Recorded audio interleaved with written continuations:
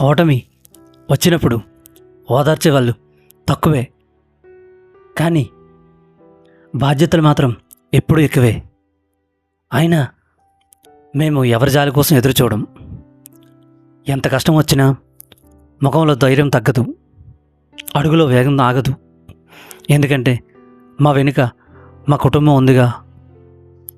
మా గెలుపు కోసం ఎదురు చూసేవాళ్ళు ఉన్నారు. పడిపోతే పైకి లేస్తాం, ఓడిపోతే నేర్చుకుంటాం. కానీ మేము ఎప్పుడూ ఆగిపోం. ఎందుకంటే మేము మగాళ్ళం.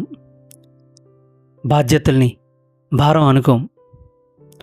బాధ్యతల్ని మోసే బలమే మా గర్వం. మాకు ఎంత బాధ ఉన్నా అవన్నీ మర్చిపోయి ధైర్యంగా ముందుకు అడుగు వేస్తాం. ఎందుకంటే మేము బాధపడితే మా కుటుంబం కూడా బాధపడాల్సి వస్తుందిగా.